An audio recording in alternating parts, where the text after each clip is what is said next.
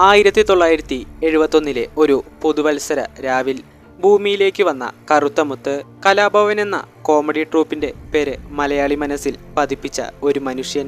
Comedy ട്രൂപ്പിലൂടെ തുടങ്ങിയ തന്റെ അഭിനയ ജീവിതം മലയാളം, തമിഴ്, കന്നഡ, തെലുങ്ക് എന്നീ ഭാഷകളിലായി 250-ൽ പരം സിനിമകളിൽ അഭിനയിച്ചു.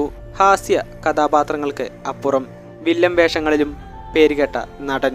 വാസന്തിയും ലക്ഷ്മിയും പിന്നെ ഞാനും എന്ന ചിത്രത്തിലെ രാമു എന്ന കഥാപാത്രത്തെ അവതരിപ്പിച്ചതിന് ദേശീയ ചലച്ചിത്ര അവാർഡ്, പ്രത്യേക ജൂറി അവാർഡും കേരള സംസ്ഥാന ചലച്ചിത്ര അവാർഡും നേടി.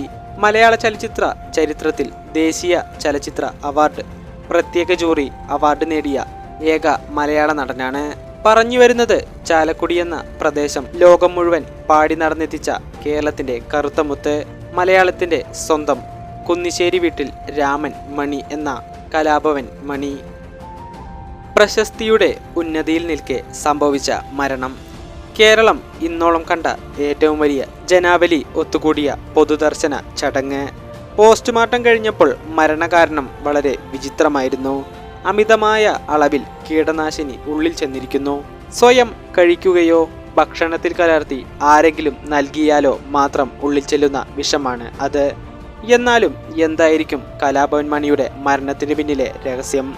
നമ്മുടെ ഇന്നത്തെ യാത്ര കലാഭവൻ മണിയുടെ മരണത്തിന് പിന്നിലെ ദുരൂഹതയിലേക്കാണ്. വീഡിയോ ഇഷ്ടപ്പെട്ടാൽ ഒന്ന് ലൈക്ക് ചെയ്യണേ. ഇതുപോലുള്ള ഇൻട്രസ്റ്റിംഗ് വീഡിയോകൾക്കായി ചാനൽ ഒന്ന് സബ്സ്ക്രൈബ് ചെയ്യൂ.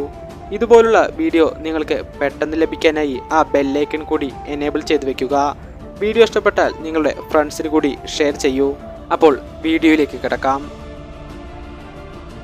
കേരളത്തിൽ ഏറ്റവും കൂടുതൽ ചർച്ചയായ ഒരു മരണമാണ് കലാഭവൻ മണിയുടേത്. ചാലക്കുടിയിൽ നിന്നും ലോകമെമ്പാടും ആരാധകരെ സൃഷ്ടിച്ച കലാഭവൻ മണി. മരണം വളരെ സംശയാതീതവും ഏറെ ദുരൂഹതകളും അടങ്ങിയതായിരുന്നു. ഇതിനു മുന്നേ ഒരിക്കലും വിഷം കഴിക്കുകയോ ഉപയോഗിക്കുകയോ ചെയ്യാത്ത ഒരു മനുഷ്യന്റെ ഉള്ളിൽ എങ്ങനെയാണ് ഇത്രയുമധികം വിഷം വന്നത്? മരണത്തിലും തീരാത്ത ദുരൂഹതകൾ. പോസ്റ്റ്മോർട്ടത്തിൽ തെളിഞ്ഞത് വളരെ വിചിത്രമായിരുന്നു.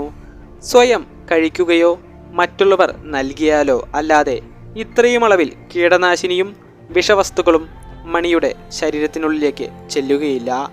മാരക കീടനാശിനികളായ ക്ലോറോഫെറിഫോസ്, ഇഥനോൾ, എത്തനോൾ എന്നിവയാണ് കലാഭവൻ മണിയുടെ ശരീരത്തിനുള്ളിൽ കണ്ടെത്തിയത്. ഭക്ഷ്യവസ്തുക്കളിൽ സ്വയം കലർത്തി ഭക്ഷിക്കുകയോ അല്ലെങ്കിൽ മറ്റുള്ളവർ നൽകിയാലോ അല്ലാതെ ശരീരത്തിനുള്ളിൽ കടക്കാൻ സാധ്യതയില്ലാത്ത ഈ വിഷാംശങ്ങൾ മണിയുടെ ശരീരത്തിൽ എങ്ങനെ വന്നു? ഉത്തരം കിട്ടാതെ നിൽക്കുന്നു. സാധാരണയായി കൃഷി ആവശ്യത്തിനാണ് ഇവ ഉപയോഗിക്കുന്നത്. ഇത്തരം കീടനാശിനികൾ മനുഷ്യന്റെ ശരീരത്തിൽ എങ്ങനെ വന്നു?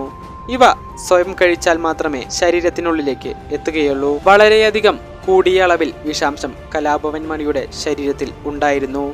ചികിത്സയിലൂടെ വിഷാംശം ശരീരത്തിനുള്ളിൽ നിന്നും ഡോക്ടർമാർ കുറച്ചു വരുമായിരുന്നു. വളരെയധികം മദ്യപിച്ചിരുന്ന ഒരു ആളായിരുന്നു കലാഭവൻ മണി. അത്തരത്തിൽ സുഹൃത്തുക്കൾ മദ്യത്തിൽ കലർത്തി നൽകിയതാണ് ഈ കീടനാശിനിയെന്നും അഭ്യൂഹമുണ്ട്. മരണത്തിന് പിന്നിൽ സുഹൃത്തുക്കളാണെന്നും മണി സ്വയം കഴിച്ച് ആത്മഹത്യ ചെയ്തതാണെന്നും ദുരൂഹതയുണ്ടെങ്കിലും യഥാർത്ഥ കാരണം വ്യക്തമല്ല. എന്നാലും എന്തായിരിക്കും ഇന്നും തെളിയാത്ത ആ ദുരൂഹത?